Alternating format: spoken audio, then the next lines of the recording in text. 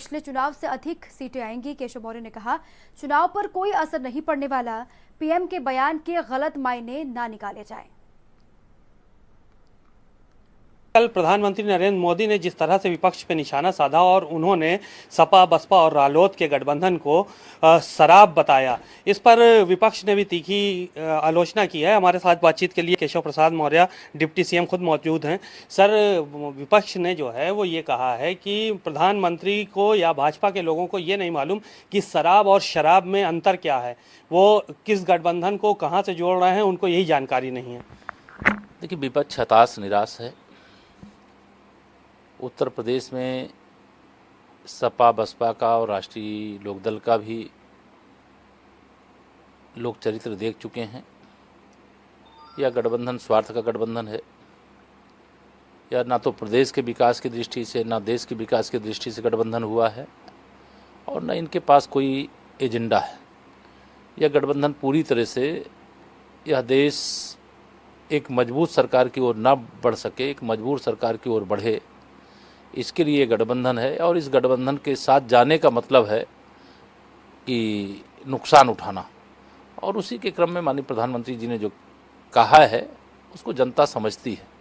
अर्थ का अनर्थ विपक्ष के जो नेता हैं वो ना निकालें।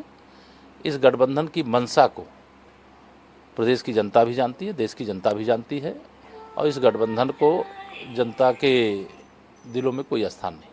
सर, एक सवाल और था कि जिस तरह से लगातार जो है वो आप लोग दौरे कर रहे हैं, लेकिन विपक्ष जो है वो भी अब राम नाम की माला जपने लगा है। कहीं ना कहीं ऐसा नहीं लग रहा है कि ये आप लोगों का असर है, या राम ही अब की नैया पार कराएंगे विपक्ष की?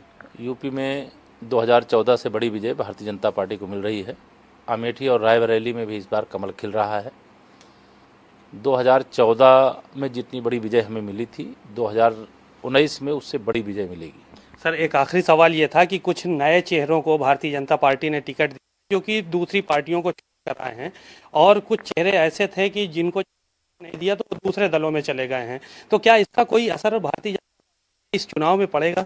नहीं, मुझे नहीं लगता है कि कोई चला गया है तो उसका भाजपा के चुनाव की सफलता पर कोई असर पड़ेगा। कोई भी प्रत्याशी कहीं से भी आया है, लोग इस समय प्रत्याशी को नहीं देख रहे हैं, माननीय नरेंद्र मोदी जी को देश का प्रधानमंत्री बनाने का एक लक्ष्य देख रहे हैं, और उसके लिए कमल का फूल खिलाने का लक्ष्य देख रहे हैं।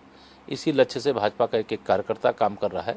इसी लक्ष्य से मोदी जी को प्रधानमंत्री बनाने की मंशा रखने वाले हमारे सम्मानित मतदातागण भी इसी भाव से देख रहे हैं कि हमारा प्रत्याशी नरेंद्र मोदी, हमारा चुनाव निशान कमल का फूल।